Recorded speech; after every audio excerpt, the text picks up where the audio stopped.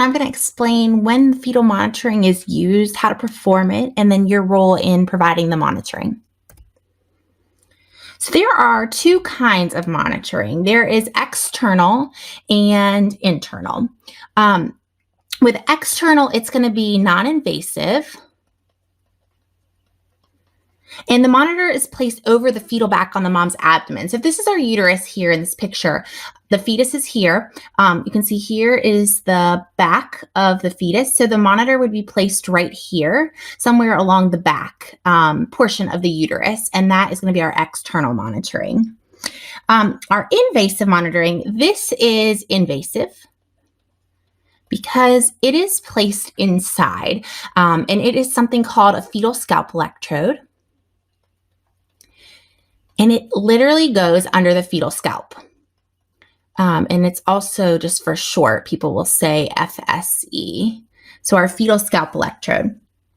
So for this, it is the mom has to be ruptured and the physician will go in and place this teeny little needle type wire underneath on the fetal scalp. And it is going to transmit information on a screen on what the fetal heart rate is. So that is our fetal scalp electrode.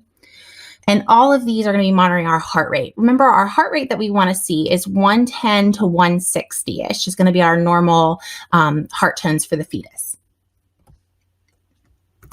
Now let's look at some of this monitoring. So first, let's talk about what's happening on the monitor strips when they're being watched. There is a mnemonic called VEAL CHOP. Just to help remember. So I'm going to share it with you. When we have our V, the V stands for variable. So variables. This is when we have abrupt decreases in the heart rate, and I'll draw it out for you. But let's look at what causes it. So our C stands for cord compression. So on a monitor, if we have on the bottom, you'll see the contraction pattern. So there's our contractions.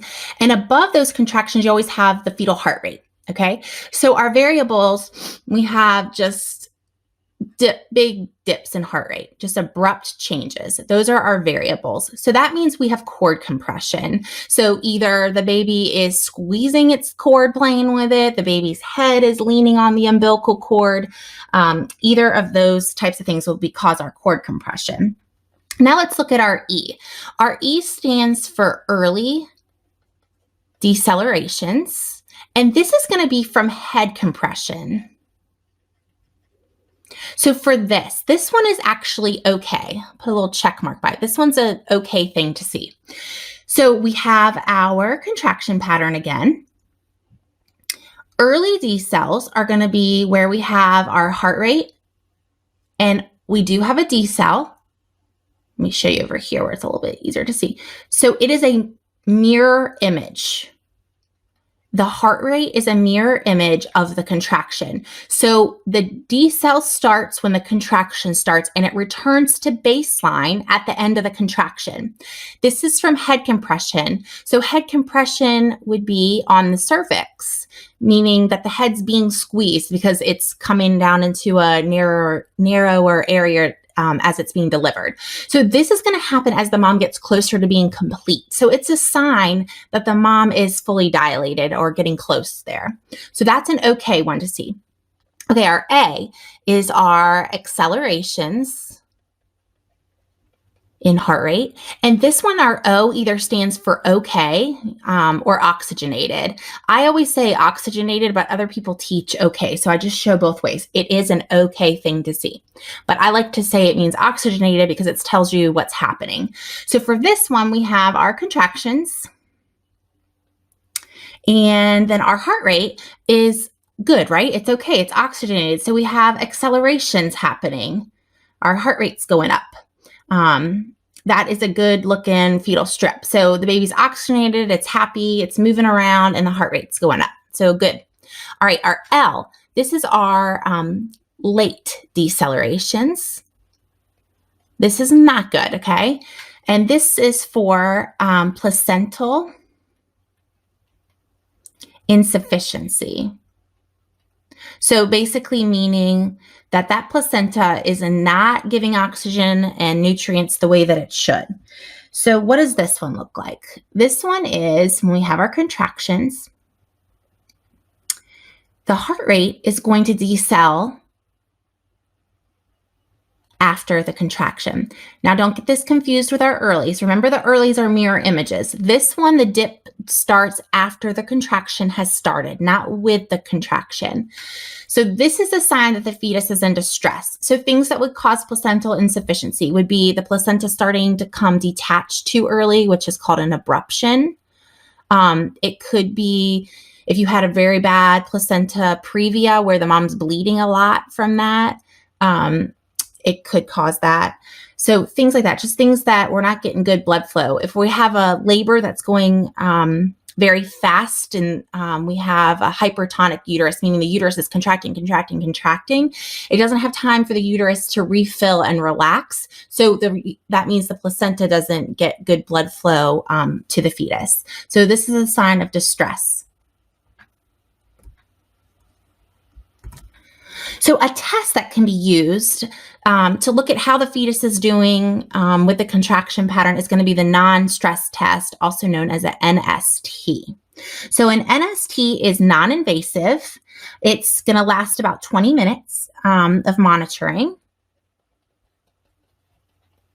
And the testing results are either going to be reactive or non-reactive. So those are our two results. We want to see reactive.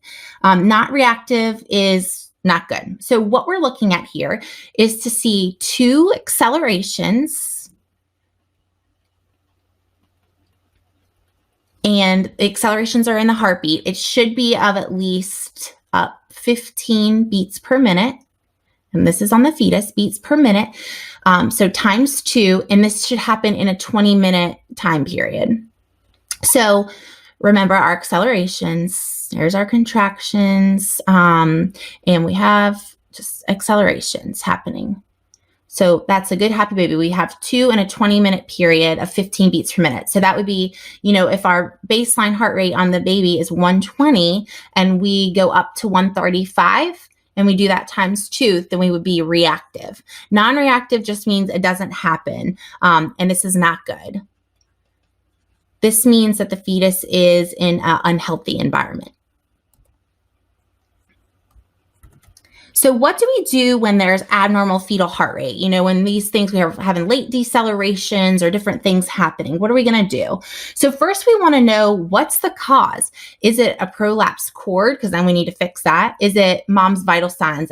If she gets hypotensive, she doesn't have good, strong pressures to take that blood to the placenta, for the placenta to take blood to the fetus. So, easy fix, but is it something we can fix? So what's the cause? If Pitocin is going, then we want to stop it. That way we can try to slow down the labor, stop adding insult to injury, so stop the Pitocin, and then reposition. Left side is the best side to get blood flow through the placenta. So reposition, Pitocin, and then also we'll throw some oxygen on mom. So one time we had a patient that had, the doctor was doing an exam and decided to break her water. And when she went to break her water, the head was not well engaged in the pelvis. So when the water broke, out came the cord. So the physician let the nurse know that she was holding the cord in her hand. So in this case, what happened was the doctor stayed in that position in between the patient's legs as she was rushed to the OR. The nurse then had to switch places with the doctor because obviously the cesarean section needed to happen and the nurse can't do that. So the nurse had to put a sterile glove and sleeve on, which is known as becoming the mole. And so she then switched places with the doctors, and you hold the head off the cord. And by doing this, it's going to stop that head compression on the cord and hopefully improve our heart rate to the fetus. And the nurse has to stay like that until the baby's out. So if the physician's doing the cesarean section, she cuts and she's pulling the baby up, and then the nurse helps push the baby back up to get the baby out. So this is just one of those situations that can happen.